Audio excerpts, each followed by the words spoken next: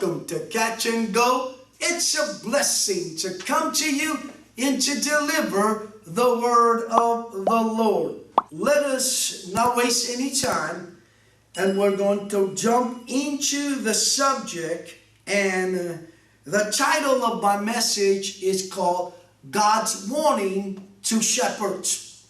God has been warning pastors and also leaders in the body of Christ, but no more than a stern warning that he's been sending to pastors.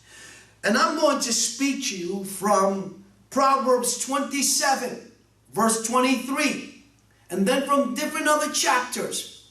But I just want you to know that we just finished launching part 1, part 2, part 3 of our telecast called The Altar of Incense. And then we did a telecast called The Judas Curse, which was the second vision. And then we spoke and did a telecast on the first vision, the seventh seal. And now I want to talk to you about a title in which I call God's Warning to the Shepherds. God's Warning to Pastors. In Proverbs 27, verse 23, it says, "Be diligent to know the state of your flocks, and to attend to your herds." Let me read that again. Proverbs 27, verse 23. "Be diligent to know the state of your flock and attend your herds." And the reason I come to this chapter of Proverbs 27, 23, because it was during the ending of my benediction of the second vision, the title called The Judas Curse, that God began to voice his concern. And remember, I did 4 parts called God is Voicing His Concern, part 1, part 2, part 3, and part 4. Then I went to do times of separation, also divided into 2. But I told you that God has put the clamp and said hold on the message divided into 2. And what I'm saying, that God is voicing His concern and that He is warning pastors that have penciled in or put on their calendar or their dates, meetings, revival meetings, or prophetic conferences and prophetic summits. God is saying, look, the only thing that you need to pencil in and the only thing that you need to be doing is opening up your altar, open up your walls, open up the doors in your altar to your church, and begin to minister the laying of the hands and the impartation of the hands to His people. You see, you probably got one plan and one agenda, and God is saying, it doesn't go well with me. It doesn't sit well with me. I've got an agenda and I got a plan. And I'm asking you, this is what God is saying, not me. He is saying to the church and to pastors, open up your church, open up your walls, open up your doors, and most of all, open up your doors. But you need to change your calendar and your plans, because your plans are not lined up with my plans and the things that I got going forward. And so God is speaking from Proverbs 27, 23, because I have said that in one of the telecasts I was blown away, because God said this. He said the word to me, bewitched. And then He said to me, the second thing was pornography. He says that's the number 1 problem. Then He said to me, seduction. And then He said to me, manipulation. And many leaders in Ephesians 4:11, and many believers, period, born again believers, not just the leaders of Ephesians 4:11, are deceiving and manipulating other believers and one another. And God is saying, how can you go into combat? How are you going to be able to defeat Jezebel and Ahab? And also, how can you even come close to defeating the goddess of mercy, the goddess of lilies, if you're not obeying and you're not hearkening to my voice? And I see no obedience in you to turn from your ways, turn from your plans, and come and embrace my plan. God said, and He spoke very clearly from Jeremiah chapter 9, verse 13 and 14. He went on to say in verse 13 and 14, that it says that in the time of the Israelites, when Israel rejected the Lord and rejected Jeremiah the prophet, God said they turned his house into a house of what? Of thieves and robbers. And you've seen a whole lot of that in the body of Christ. And the Lord just said to me, a whole lot of pollution. But they are manipulating God and manipulating, excuse me for that, not manipulating God, but manipulating believers and saints. Not the Lord, Lord forgive me for that. Manipulating the believers because all you think about is fame, acclamation, and not only getting your name to be recognized and craving for recognition. And the Lord said, no one will boast, but only we are to boast in the glory of God. And that God is saying that he shares his glory with no one, but the Lord will glorify himself. And that this is not about group. This is about a group. This is about people, individuals who he have preserved and reserved in his final remnant for the church. So in Proverbs 27, verse 23, the Lord is voicing his concern because believers are bound by this one problem, pornography. And you cannot go into combat with Ahab and Jezebel, or even with the goddess of Lily, let alone with the goddess of mercy. You need to go and do some homework on the goddess of mercy. And God is saying, how can the church go into battle if the shepherd of the house has got other agenda, other plans, and are not opening up their church, not opening up their doors and walls, and are not even opening up their altars? And God is saying, that's enough.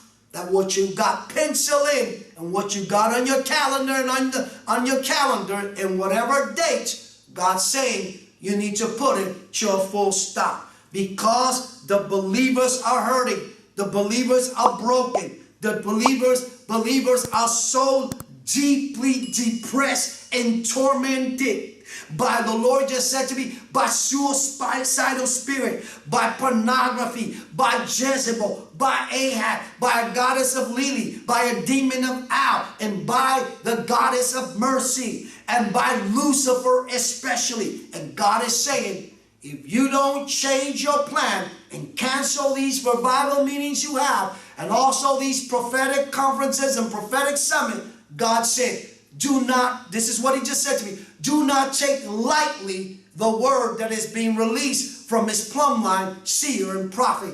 God's going to judge you on the day of the judgment seat. God's going to hold you accountable, and you're going to have to answer to him. Look, you probably have your summit or things, and people are coming from everywhere, traveling on the highway, coming to your church, and God is saying, put a full stop. Concentrate on the church, concentrate on your church, concentrate on the flocks and the sheep, which I have blessed you with and giving you my trust to take care and tender the flocks and the sheep.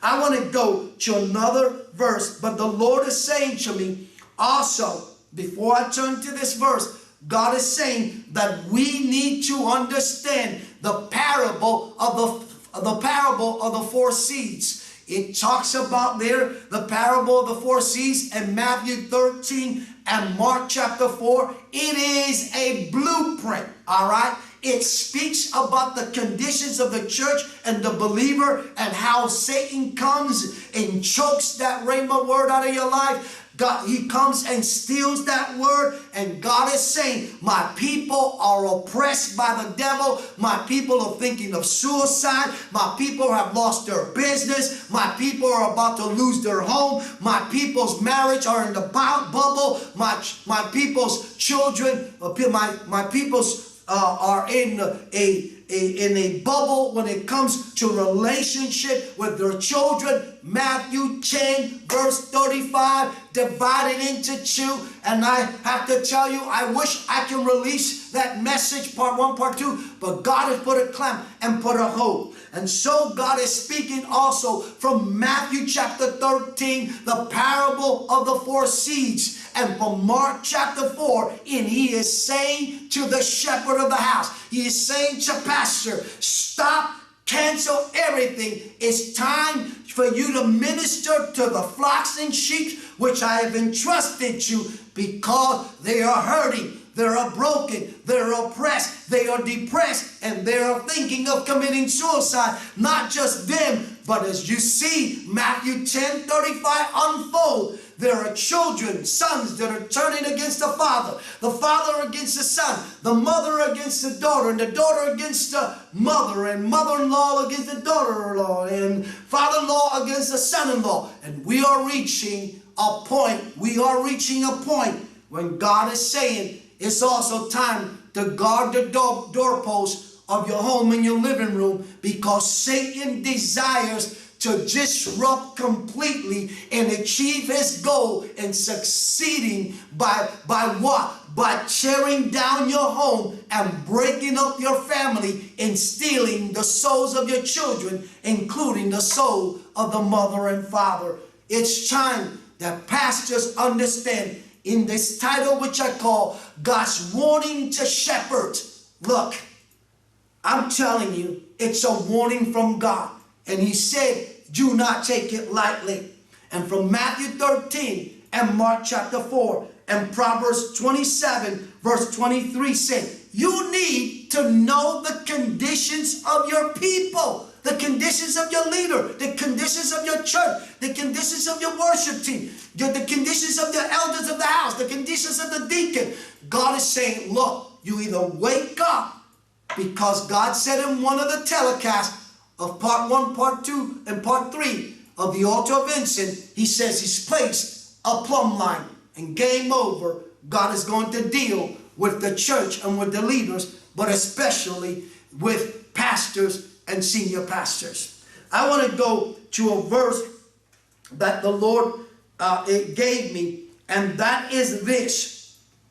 It is in Jeremiah chapter 23, verse number 1. I read, but I must tell you that I forgot to say to you at the opening of this telecast that God has been showing me one word, scattered. And you're going to see that word, and I'm reading for the New King James Version. You're going to see that word right now as I read from verse number 1. And God is warning pastors completely. You either get it right and you start to focus on your people instead of running everywhere, and focus on the people. And because he said, if you take it lightly and take this message and this telecast lightly, you're going to answer to God. And you're going to find yourself in a fix. And for the third time since other telecasts that I've done, the Lord showed me his hammer. And he says he's about to hammer away you and cut you into pieces if you don't listen to him. Now, and he just said to me, and remove your lampstand, your candlestick.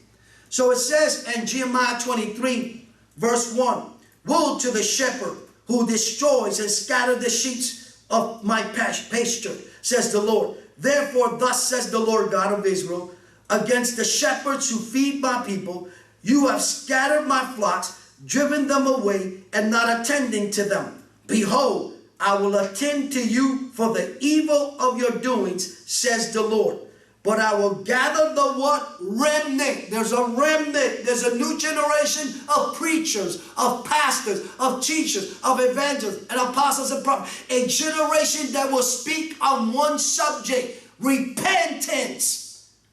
That's what John the Baptist spoke. Repent, therefore, for the kingdom of heaven is at hand. Repent. And God is asking pastors to repent, because your focus is on so many other things and not the church and the people that he has blessed you to take and tender. And he says, behold, I will attend to you for the evil of your doing, says the Lord. But I will gather the remnant of my flock out of all countries where I have driven them, and bring them back to their folds, and they shall be fruitful and increase. Verse number 4, I will set up shepherds over them who will feed them, and they shall fear no more, nor be dismayed, nor shall they be lacking, says the Lord of hosts. Verse number 5 of Jeremiah 23. Behold, Say with me, behold, the days are coming, says the Lord, that I will raise to David a branch of righteousness. A king shall reign and prosper and execute judgment and righteousness in the earth. In his days, Judah will be saved and Israel will dwell safely. Now this is his name by which he will be called, the Lord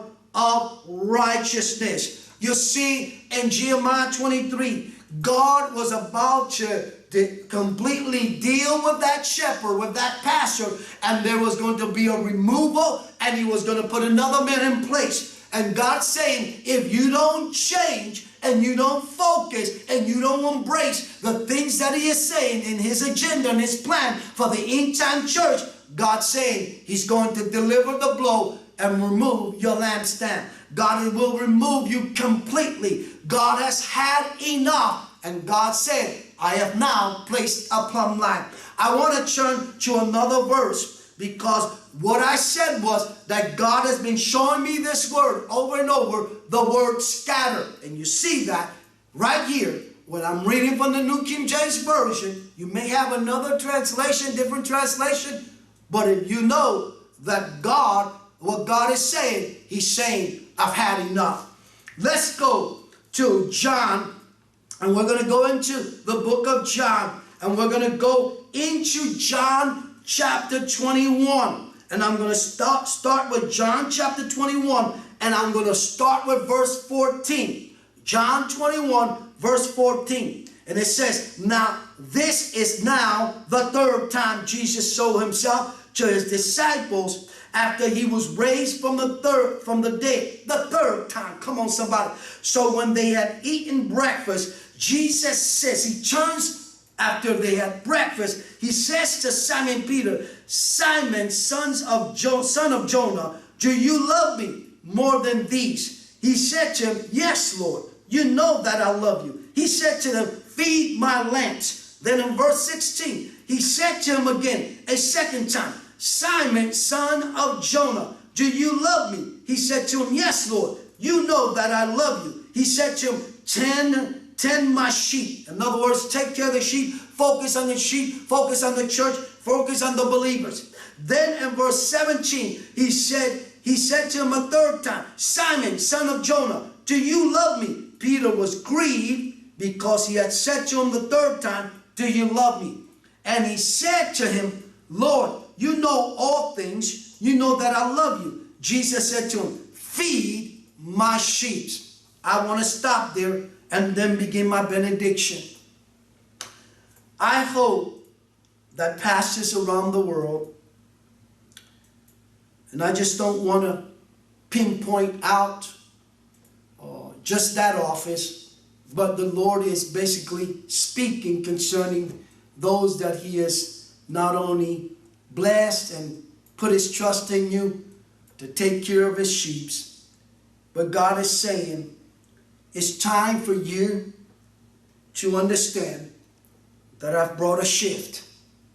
And that shift has started as of July 1, 2021. And that he is about to open the seventh seal. And that God is saying, come and make things right with me. Come and follow my plan instead of your own plans. Come and take care of my people and shepherd my people and feed my people. And Jesus 3 times challenges Peter. And he says, take care of the church. Take care of the disciples. Continue to equip them. Continue to disciple and equip them for the edification, exhortation, and the comfort that will bring to their souls. And then he goes on to say in verse 18, most assuredly I say to you, when you were younger, you girded yourself and walk where you wish. But when you are old, you will stretch out your hands, and another will gird you and carry you where you do not wish. This he spoke, signifying by what death he will glorify God. And when he had spoke this, he said to him, follow me. Verse 20, then Peter, turning around, saw the disciple whom Jesus loved, following him, who also had leaned on his breast at the supper, and said, Lord, who is the one who betrays you?" Peter, seeing him, said to Jesus, "But Lord, what about this man?" Jesus said to him, If I will that he remains till I come, what is it that to you? You follow me." Do you know what the Lord just basically, what is of what concern to you? And what is it of what concern to you if I just decide to keep him alive? You should be just doing one thing. Be about the Father business. Just what I'm doing. Just what I'm doing. Following my kingdom assignment. Just follow me. And to the church today of 2021, we need to go back to being about our Father's business and to picking up the cross daily. Picking up the cross daily. Amen. And it says, Jesus said to him, "If I will that he remains till I come, what is it that to you?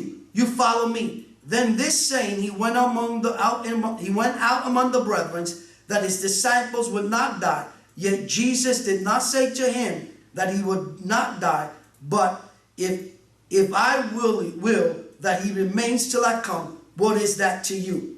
Then this disciple who testified of these things and wrote these things, and we know that his testimony is true. Verse 25, "And there are also many other things that Jesus did, which if they were written one by one, I suppose that even the world itself could not contain the book that would be written." Amen.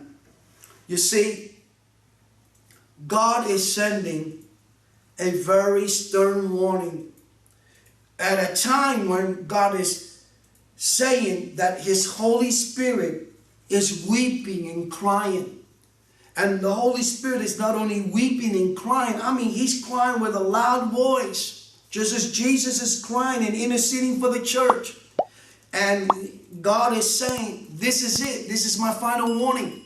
You concentrate on my people and on my sheep and love them like I love you, and love your neighbor as you love yourself, and love the church and love the people that I've given and put in place, not only to be a blessing to you, but to uphold the vision of the house.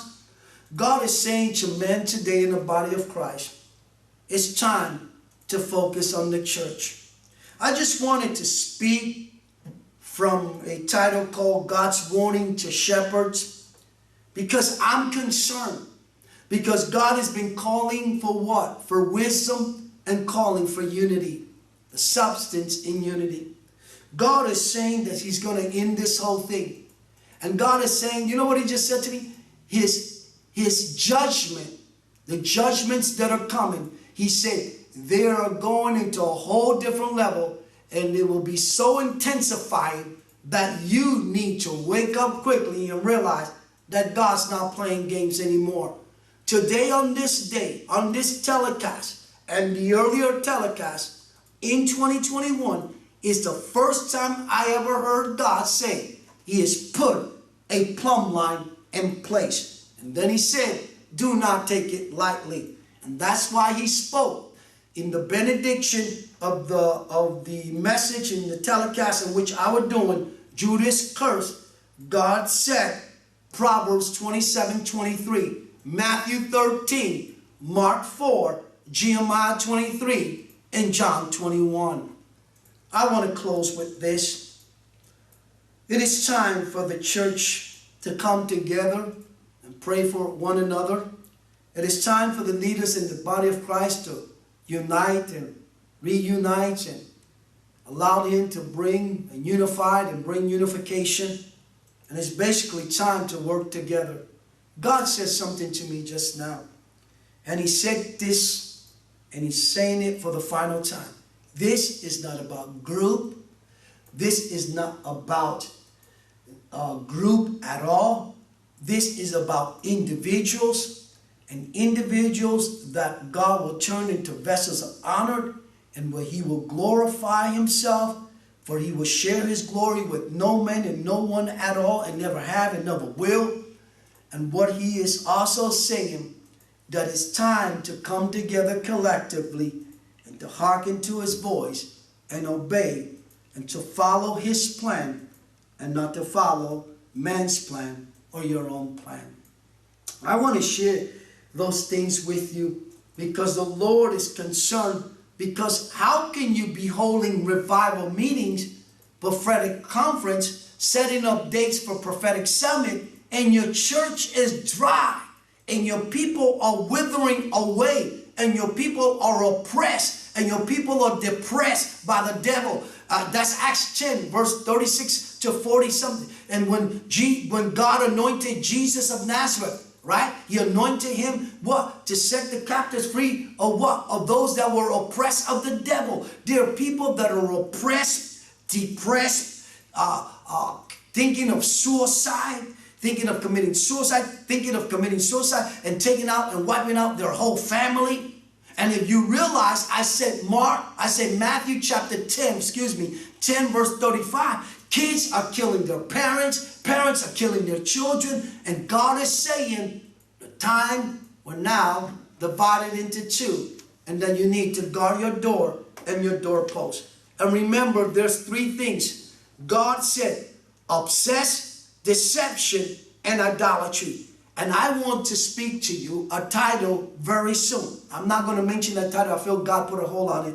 But the Bible says, we need to flee from idolatry.